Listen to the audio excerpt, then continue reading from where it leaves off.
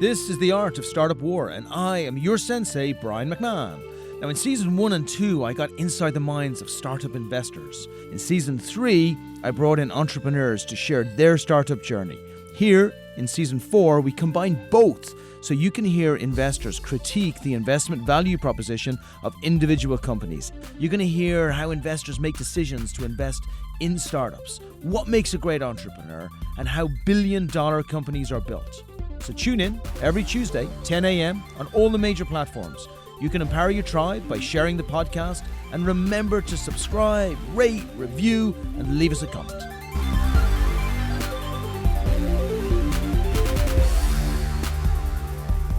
Good morning. It's Tuesday morning. It's 10 o'clock. Morning, Vietnam. Yay, good morning. Woo. You bring a Robin Williams into the fridge. Of course, got to Good do that. morning, Vietnam. Yeah, that's right. This is my good friend, Sean Ahearn.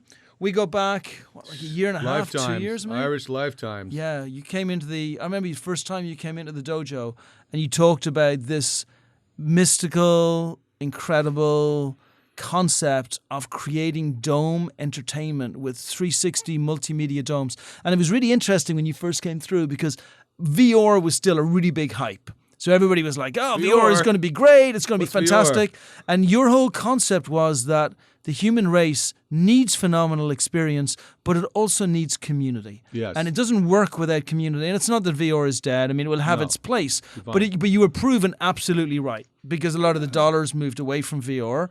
And your concept, which is creating these phenomenal 360 multimedia immersive entertainment domes, has turned into a reality. That's right, sure has. It must feel amazing, like from those early days where you brought like the little dome in the expert dojo. We had a little dome, like we had like a 10-person dome that we'd crowd into. Sort of in the way, sort of out of the way. Yeah, it was great. And now, fast forward, I want to go back into the early days a little bit, but fast forward to today, you've created one of the greatest entertainment complexes in LA.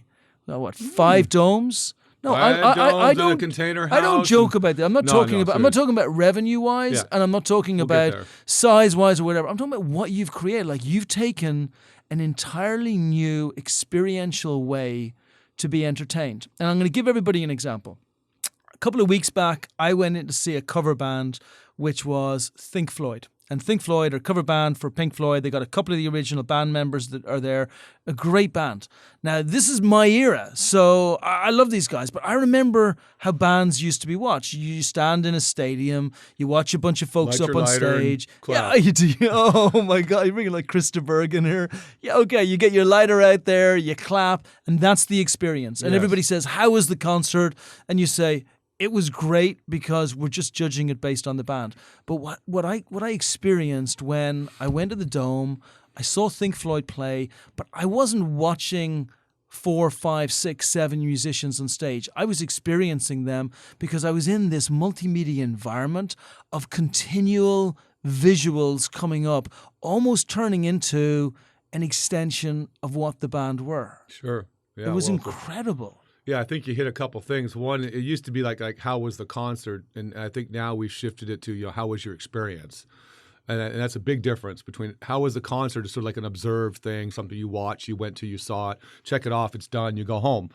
What I think we're creating is really it's experiential in all the great meanings. I know it's sort of an overused word, experiential, immersive, all that, but we really are creating an environment to immerse you in an experience that is beyond the music, beyond the band, beyond the hype.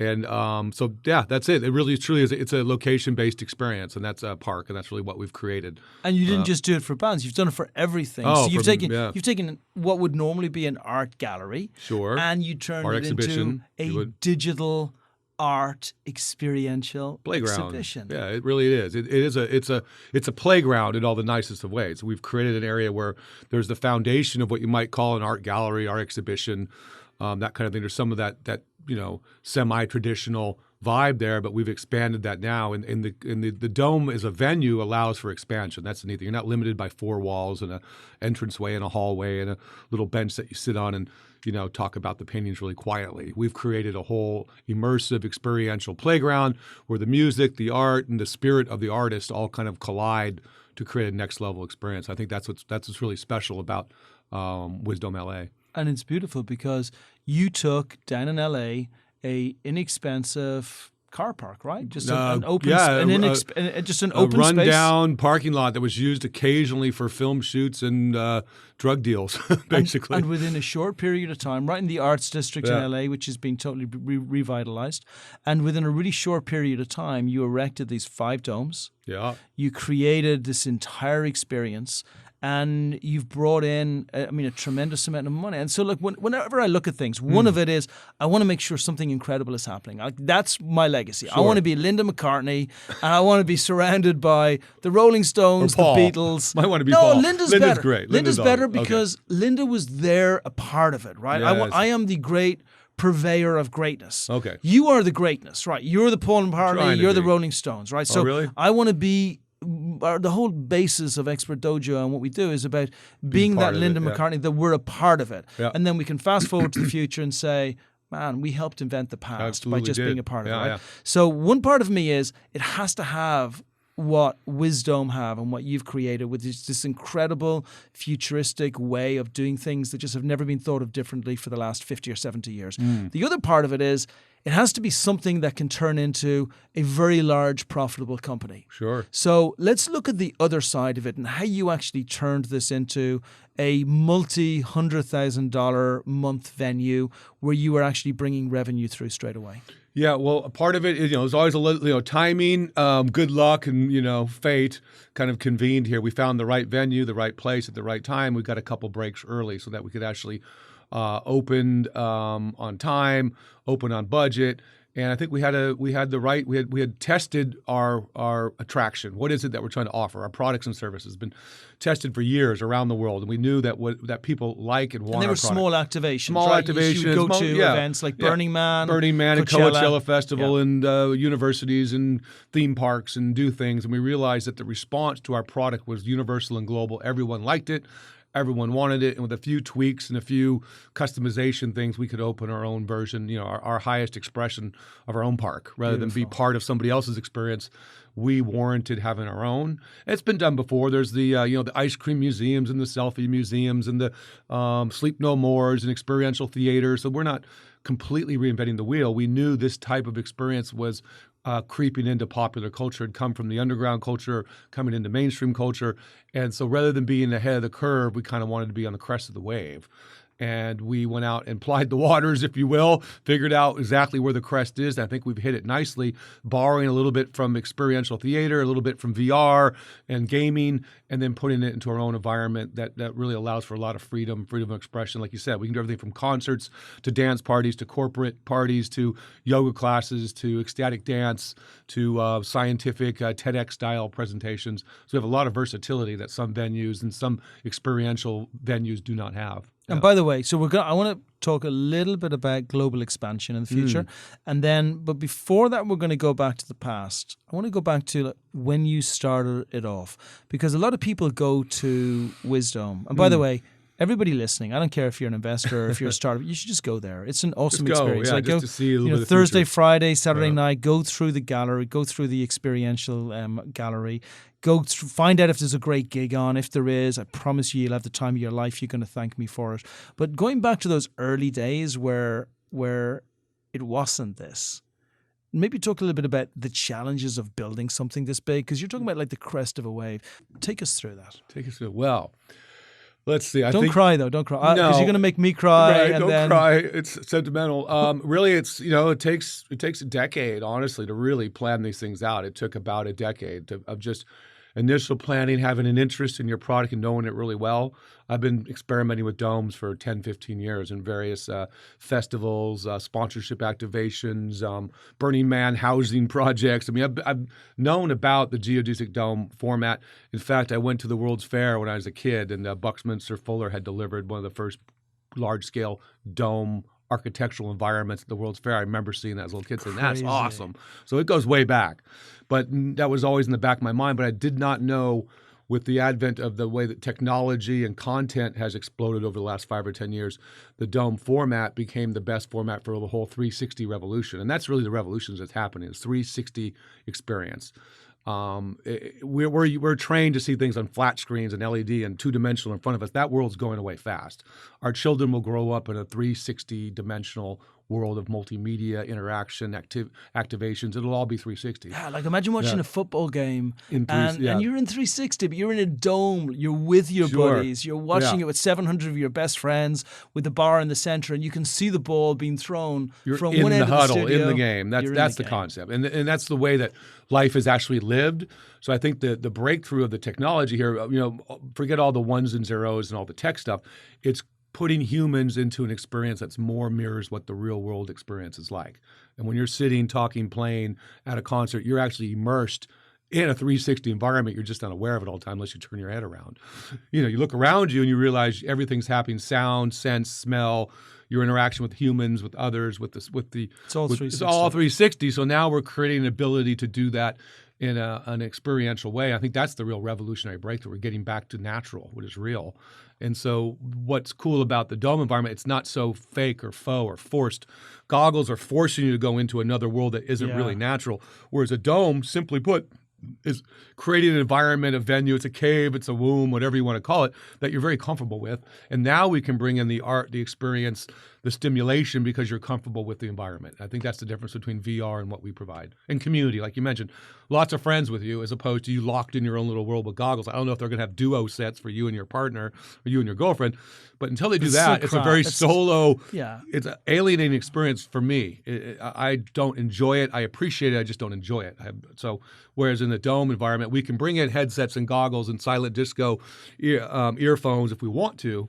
We can bring in a sense of your own individual experience, but you're not lost in your own little, vortex world out there, lost in space. Here we're including you in a community of experiential people having the similar experience to yourself.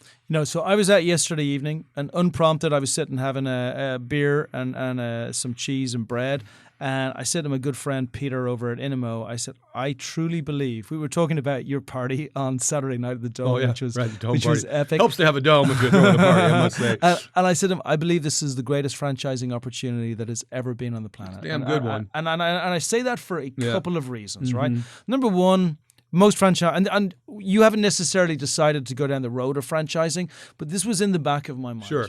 If I want to be an entrepreneur and I'm starting out and I want to have a process and everything in place, which gives me a higher success probability, I'm going to go down the franchising road.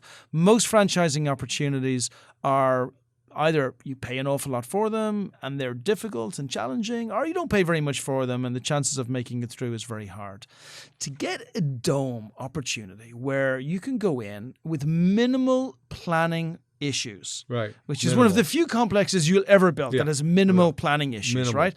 Where you can place it wherever you want to place it. You can find if the local government will give you a piece of the beach, you can have a dome complex on the beach, right? Or a parking lot, or absolutely anywhere, right? Rooftop, whatever. Yeah, whereby you have all of the technology which is already there, from the projectors to the sound to knowing how many people they have to knowing how it's going to be let out, and more importantly, to having a venue where you can bring in over $1 million a month. And I'm not talking about LA, but I'm talking about some of the locations which you're going to grow to in the very, very near future, which you and I both know. And you said to me coming in here, hey, Brian, I want to keep it very real. I'm not going to take big numbers. This isn't even a big number. No, it's a modest number. This is an okay number for what you can do in one of the next 3 locations that you're going to be launching. $1 million a month is our goal. And our goal is to scale. Why there's some guys doing similar things, Vegas and London, large scale 360 venues, but these guys are spending $250-350 million. We're talking about opportunity where $3 to $5 million you can open in 60, 90 days, 120 days. These guys are going to take 3 to 4 years. We can be open in 3 to 6 months, up and running with a business that can bring in $500 to $1 million a month in short order. And this, by the way, so this is why I've been so I'm engaged with you, because I like you and me have been good friends for a long time. I really like your co-founder, Swami. I think he's one of these incredible genius figures that whenever I go in with him, I leave with a mixture of feeling smarter and more confused at exactly the same time. That's what a good guru will do for you, right? Right? So you have this great this great combination within the team. You've got Stephen, who's phenomenal at the figures. You've got you, there's nobody I know who's better at events anywhere in the world. You've done them all. Good at events, before. I will say that. No, but I mean, actually, I'm not talking about doing a small event. I'm talking about 50,000 people, 20,000 people. If we need to manage... Hey, you saw my birthday party Saturday night. Was that a good event? Right. No, we know how to put things on. So much fun. And then you've got Swami, who's that genius, forward-thinking, out there that you need to create something like this. You just can't have a vision like this without it coming from an incredible visionary. So you've pulled together an incredible team of people who are doing it. You're now at the stage where, off your own money, not going out there and taking large venture capital money, you went out and you set up the location in LA. You turned it into a multi-$100,000 a month location, which is being where you're able to reinvest back in the company straight away. You've taken it to a stage where it's very strong. Yeah, we paid our debt down. Here's my point on this. Yeah. I think Wisdome is going to be a huge company in the future. When I think of what you're doing right now, I think of Cirque du Soleil.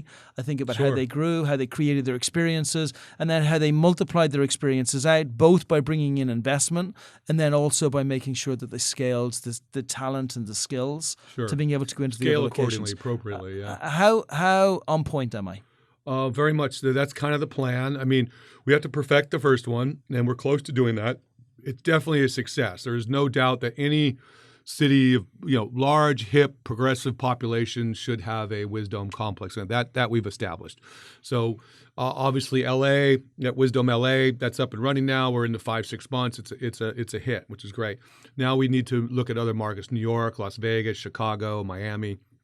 Obvious places, and I'm excited personally about the global opportunity. Paris, Madrid. I've been myself personally. I'm interested in Asia, so I spent a lot of time in India, in Delhi and Mumbai. We have our How many countries? You said it the other night. I'm like, damn, he's been in more countries than I have. By a lot. 67 countries and counting. I hope to see even more, but lately it's been a lot of Asian, because Asia is ahead of the curve as far as the willingness and the capacity to do these kind of things, and the less bureaucratic hassle.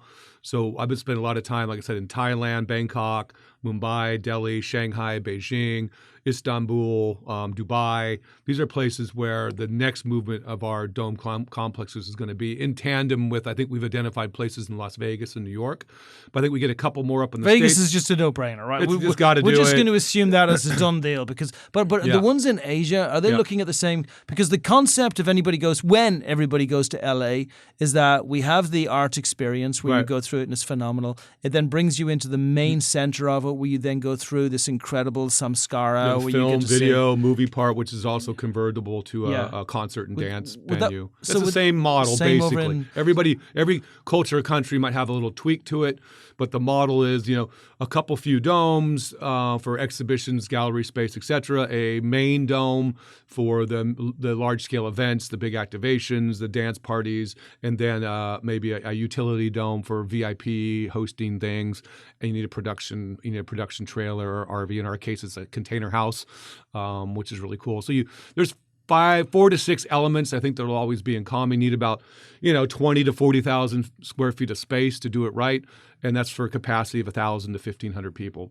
Certain venues could scale more, but right now that's fine. If you have a capacity of 1,000 people, maybe upwards of 1,500, that's a good size to implement our business model. That we can show you a profitable business model based on cost, overhead, and demand that can make it work in that kind of space. And it will continue the same as all of us. Like, your journey and growth has been very much in line with the dojo's journey and growth. Like, we all wacky, evolve. But we evolve. Like, we see stuff and we go, oh, that's interesting. So I can even see in the future where there will be an edu-dome where kids will come in the morning on a Thursday morning, and they'll have 2 hours, which would be a very specific kids show. Yeah, or after-school show, whatever the case may be. Absolutely. Then we haven't even gotten to that point yet. We've been so involved of just doing our thing that we haven't even really gotten the community integration going when we start bringing kids groups and in the daytimes and afternoons, and then having a community activation thing. Right now we're dark 3 days a week, those dark days, we're open Thursday through Sunday, those dark days can really turn into community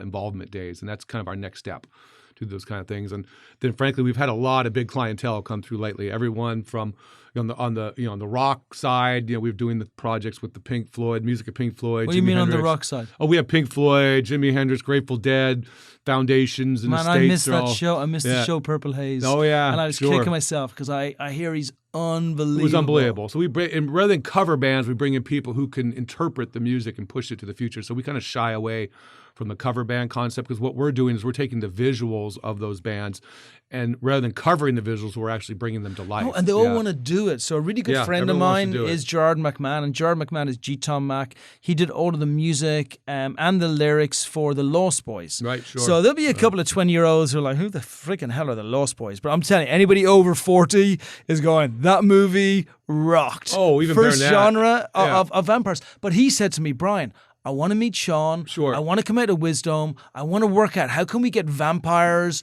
going through. So as we're playing our music and we've got everybody engaged in the music, we can have in 3D, not necessarily the movie, but the feeling that the movie evokes. The spirit of better than the movie. I think beyond better the movie. Than the movie. And that's tough to say. I mean, it was the book better than the movie better than the book. Will be very different than the movie, very different than the concert, very different than the book, if you will. Our experiences are kind of extraordinary in that sense, as they are really the next realm of a entertainment, tech/spiritual experience. That's what we can provide. I think it's really unique. And I just want to add one thing about age. We're all ages. I mean, you can bring a 3-year-old kid or an 80-year-old grandmother, and they're going to have a great time. It's ageless, boundless.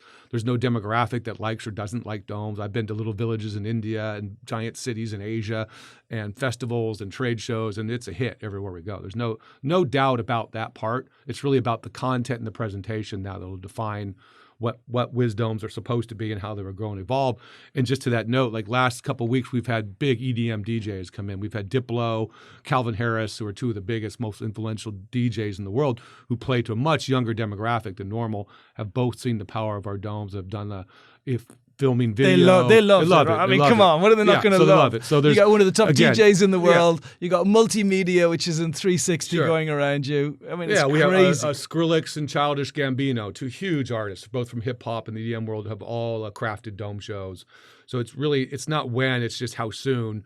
Every major artist will have to have a 360 virtual reality dome show of some sort created. So I want to talk a little bit to how we turn this into a billion-dollar company. But before I do that, let's just speak to the content and how difficult it is to create the content for the actual shows themselves.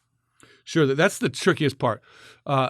Content is out there. There is now people messing around at home computers and learning to do it. So there is content. But is it hard? Well, it's hard. It is hard because the content piece is the hardest part. Just to put pretty pictures on a screen, yeah, you can do that. But to create content that is as compelling as a movie, and that's really what it is. You have to be a good movie. We've all been to a movie when it doesn't hold your attention, it's a little boring and you're yawning. That cannot happen in the dome. You'd have people trapped in a environment. You don't want anyone walking out, put it that way. So the quality of the content is key. The dome, and quite frankly, right now, because it's so new, it's and so actually unique, harder because you're setting an expectation. Very high. Because you look at something on a screen, it's on a screen, it's just got a little box you're looking at in a wall. It's good or it's bad. You can pass time. Yes. But when you've got something where it says, this is going to be in 360 multi-immerse, it's going to be, it has to be epic. Like life. Yes. You go there with expectations high. Yeah. Your expectations are high. And frankly, you can stimulate people easy enough in a dome. You can put pretty pictures and crazy environments and fireworks shows, and the average person's still going to be blown away and not going to know the difference. The challenge that we've done and what we did, I think, very unique. We invested in content prior to developing the technology, and that sounds ass backwards to most people.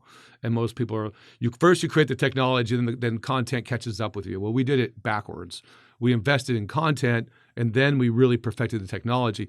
So as painful as that was in the beginning, what it puts us now is very unique, because we have 50, 60 shows in the can, whereas the other people, competitors, if you want to call them that, they are just now starting to create their first show. And we have 50, 60 shows already crafted, and we're getting better at it. So our content is very, very good, whereas others are experimenting, making trial by error and seeing what works. We've already perfected the medium. Now that we've got the technology, the hardware, the software, the services, the venue up to speed. We now have to go back and reinvest in our own content. We have a slight advantage there, but that gap is closing soon because you can stimulate people in the dome with a fireworks show, and that's great. But we all know fireworks shows. They last 20, 30 minutes and they fade into your memory. We have to create things that are epic and amazing. So that's why we've been taking our time and doing it right, selecting the right shows that we know we can do a service to. And then as we get more and more investment in, we'll likely pour that more into content than products and services. We know those work already. And do you see any movies in the near future being done in 360 multimedia immersive? We actually shot the first movie was shot in a dome. To our knowledge, it was shot a Hollywood-style movie where they shot both a traditional, film, and then they refilmed the whole movie in a dome. The same cast, same characters, reshot it twice because the mediums are so different. You can't do it at the same time. Right. Wow. So I thought it was pretty amazing. It was called Hollywood Rooftop.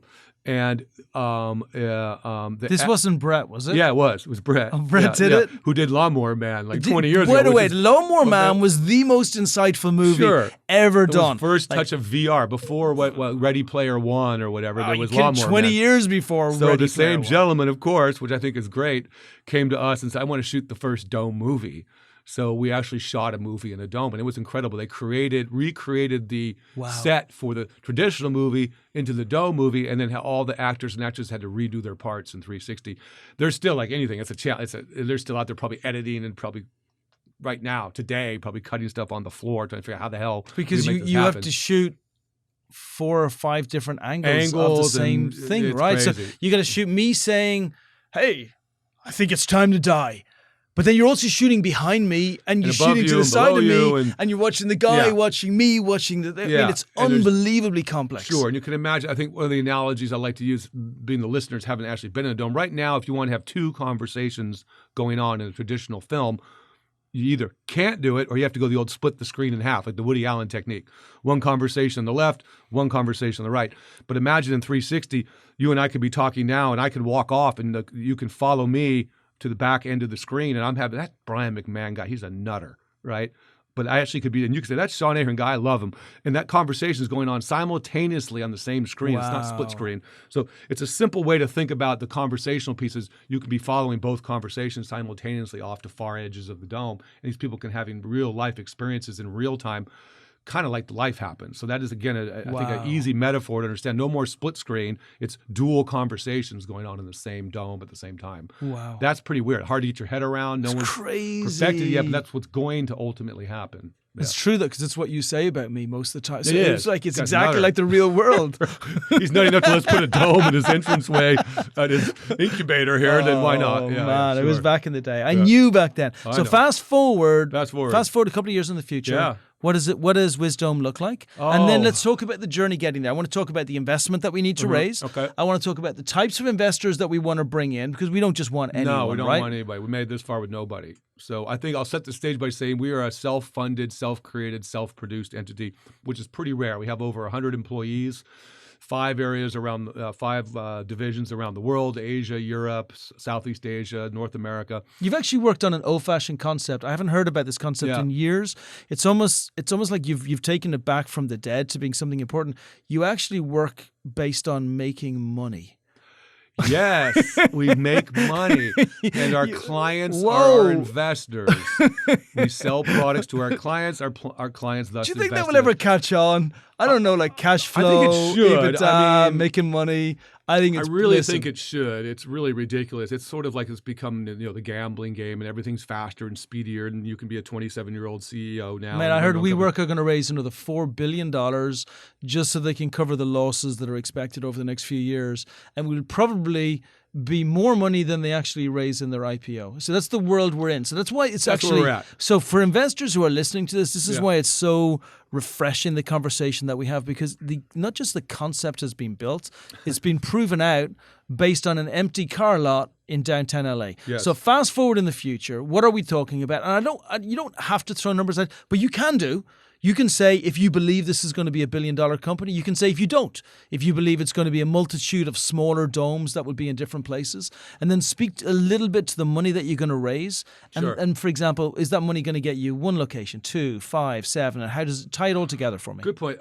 We could go one of two directions. We can just sally forth with the horse we're riding and do it ourselves at a couple locations, maybe some friends and family money, some local investment money, partnerships, joint ventures. That could be fine. Or we could really look at the bigger picture, say, hey, we want to have 10, 20, 50 Wisdome franchises, if you will, up and running in the world in the next 2 to 3 years. Both those models are great. Most importantly is that we've proven that by good old-fashioned hard work and smart investment and having a great product, you can make money without having to go out and raise huge amounts of money and selling off your company and selling off your soul, if you will. So we still own 100% of everything, which is rare. So the vision I have, I'd like to see at least 5 or 6 Wisdomes up in the next year or so, year to 18 months. That would include a couple more in the States, New York, Las Vegas. I think we need one in some big markets like China and India, and maybe plant something in Europe if we get London, But Paris. even if you take take that longer route and building them up one by one, it still makes you a $50-100 million company within the next 4 to 5 years. Yeah, by the way, that's if you go slow. Slow. So if you just do them yourself, you build them up. Should be a $10 million value per location. I figured like the Wisdome LA, based on our early numbers, we're first quarters in, we did $1.5 million, maybe something like that first quarter. That could lead us to a $4 to $6 million year. You double that out in your valuation, and I think we're at least a $10 million company. That's real. I mean, we're a grounded per location. Per location, you open 5 locations, maybe you're a $50 million. And by the way, company. that's very conservative. You're talking 1 times revenue, and you're talking about 1 times revenue in year 2. Yes, correct. Not in year 10 or year 12 or any extensions or any add-on things as well. Correct. So look, speaking about investors, and I love how Sean put it, like investors are clients. The client could be anyone listening to the show. You could be somebody who's thinking, I want to have a great franchise, I want to make a bunch of money, and I also want to have something which is fun and amazing and futuristic that I can manage and I can do. Yes, there are locations that are coming up. Yes, you should inquire. If you're an investor that's thinking, I want to actually put money in the company, you're going to need to be able to add a little bit more value than just putting money into the company. Your cash, and it sounds very strange in this day and age, but we really do not want just your cash. We want someone with context, vision, somebody who knows somebody in a particular city, owns some property. Like the people we're talking to in Las Vegas, beyond cash, they own property in Las Vegas. They want to put our dome major on it. property. That's a major property. A phenomenal place. So that's more interesting to us than how much money can they get, how much equity, and how much return. That old school or new school, whichever it is, we're not interested in that. Yeah. And we're interested in something better than that. More creative, more interesting, higher reward, higher return, and we're in this for the longer haul. We're not just trying to turn around 10 franchises and sell out. We want to make a really impactful impact in community and bring high-level, high-vibe, transformational content to the world. That's our real goal. It's not just to sell out for $1 billion or something, I think, rather silly. Yeah, and I keep using Cirque du Soleil, and I know you know the folks model over there, but it is a good model. We're friends with the founder, yes. He changed entirely how people think about circuses, how they think of the world, how they think about going out for a night. I mean, going out to a concert and going out to a Cirque du Soleil performance is a completely different thing. Yeah. You better have a different mindset on. But I will say, even that, Cirque du Soleil, you're immersed, but you're still going to an event. You're sitting in your seat and you're clapping or watching and going ooh and ah. And in a dome, even that's sort of abandoned. You are in the show. You are immersed in the experience. So that's why Guy Laliberté, who founded Cirque du Soleil, became friendly with us. We hung out. We built his Burning Man camp for his birthday party. Went to visit him at his kind of global summit on the future of entertainment. We were one of the guests that he invited. Amazing to be around the guy, with a living legend who built something out of a shoebox, counting in a shoebox into a multi-billion-dollar company. And he likes domes. He's definitely very pro-dome. He is doing his own little variation right now, and we're friendly. Not even rivals. That would be silly to rival someone like Guy. He's a legend. We're just friendly, artistic, like two artists painting different canvases. He's going with the pyramid format. We're going with the dome format. I look forward to when we have pyramids and domes together someday. And that's kind of what we're headed towards. But he's very supportive of what we do, and we're supportive of what he does. And that's a great one to have kind of sanction your work as someone who really pioneered immersive entertainment, really the first guy in some ways to be complimentary of what you're doing and supportive and all that. So that's another, I think, a test for that. It was very powerful because the battle is never between other people who may bring dome concepts in. Like the question is, how do we change entertainment, which has been relatively boring for 50, 60 years. Yeah. It hasn't changed. And even when I go to entertainment complexes, they're talking about second screen, or they talk about being able to test. Like, dude, it's like, seriously, this is all we got. Like, with everything that's happening in the world, we're going to Mars, we've got SpaceX, like, we've got all these, we've got Tesla, which the best we can do is being able to text from our app to a screen on the TV, or maybe buy a cuddly teddy bear. Like, that's as far as you go. Yeah, a lot of it's just making it. Like, I was like, do we really need this app? Do I really need that function? Or no, what we're creating is another way to have an experience out at night, day, whatever it is. And I think it's family friendly. I mean, in a really good Wisdome complex, you bring your whole family, and your son or your little daughter is just as engaged, and their minds are just as turned on or blown as yours at the Pink Floyd concert they're playing over in the Immersive Science Dome and having their own experience. I think that's really cool when you think about, imagine going to a mall where everybody actually had fun. You didn't have to just drag dad along or drag, the teenage son along. Everyone wants to go and have their own little experience. I'll meet you back in an hour or two. And by the way, we're seeing that even in the mall where we're based here in Santa Monica. We can see Model Land are coming downstairs. Tyra Banks are bringing that through, which is an immersive way to look at beauty from the inside or outside. It feels very Ben Stiller, but I love it. It's good. And we have the Children's Museum who've just come through next door here in the Dome. So it's also, you mentioned timing right at the beginning of this, and I'm with you. There have been many studies done about what makes a great company and how a company can become phenomenal in the future. Timing is always up there at number one. Timing is You've good. Got to have it. You could be too late or 20 too years early. ago, malls would have looked, or they would be like, we sell stuff. Today, it's changed. And everything is moving to that place where you want to be able to actually experience. Yeah, I think interesting for us, we've been invited by two what you might call futuristic retail environments. I wouldn't call them a mall. But they know they have to bring people there for an experience that could last hours, it could last days in a couple of these cases. Like, you actually have hotels, concert venues, domes, retail, food experiences, summits, conventions, trade shows, all going on at what was a mall. And now, literally, you could actually check in for days at these places rather than go and park for an hour and buy some crap and go home. Amazing. So we've been invited into these experiences, one is located in New Delhi, another is in Las Vegas, where they're creating the future of what might have been a mall or a retail experience for you or your current generation people. They're just not going to want to go sit around the mall and eat ice cream by a fountain. Those days are over. And this next level of experience is when you check in, and when you're going to leave, you stay for days, hours. Who knows? And that's the kind of experiential centers that are being built that even take Wisdome's concept to a whole nother commercial level. And we're going to be excited to be part of those experiences. One's called Area 15 in Las Vegas, and another is a DLF City Center Mall in Delhi, where these people get 10,000 people a day coming to their experiential malls, as opposed to our pretty slow, pretty dead. Most of the malls in the U.S. are a little bit slow right now. Exceptions are places like Santa Monica, where we are. We have the beach, we have the pier, we have the mall is very vibrant. But it's also outdoor, Santa Monica are being convinced, like, not even slowly. The Children's Museum, I've watched over the last week and a half since it's opened, the amount of traffic here has tripled.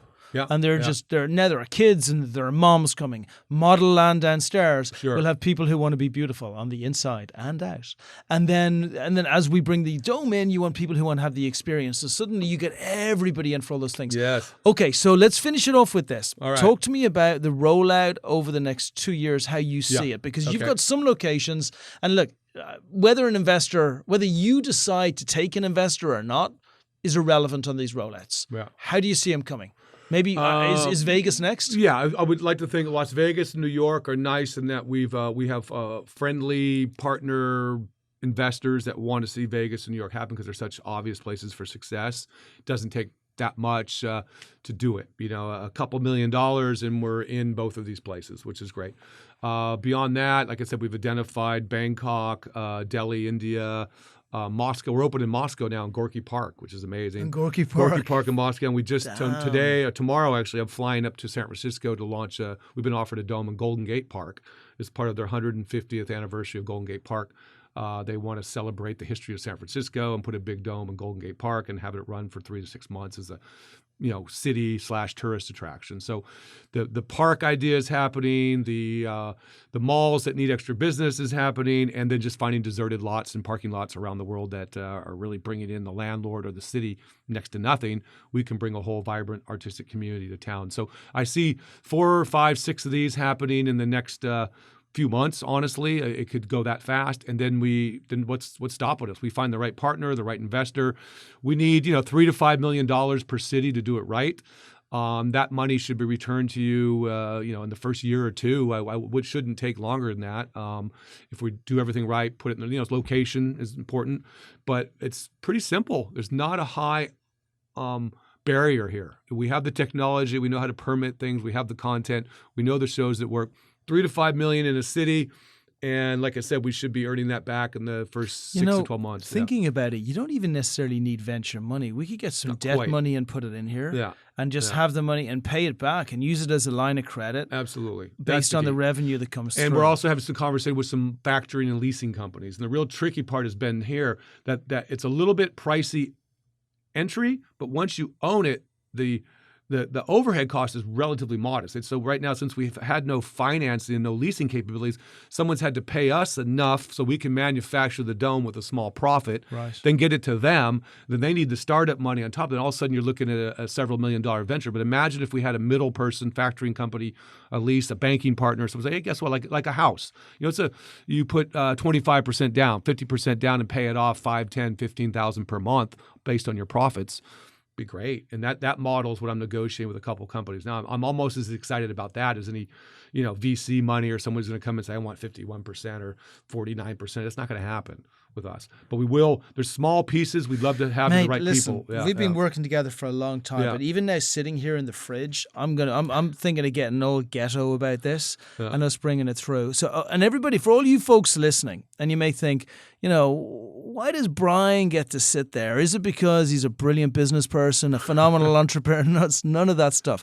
I got a fucking nose. I have a nose for greatness. Yeah, right. So I can smell out a company when I can see it's going to turn into something futuristic and incredible. And I'm putting my name on it right now. Wisdome are going to be something that you're going to see over and over and over again. And if you find someone who goes and has a Wisdome experience and comes back and says, that wasn't that good, then I think you'd be on a parallel universe. Sean, can you finish it off? I want you to give everybody your contact details for investors, but also how do people find the show so they can actually come and see it in LA? Okay, we'll start with a couple things. If you're curious about how this all works globally, so again, my name is Sean Ahearn, S-E-A-N, Ahearn, A-H-E-A-R-N.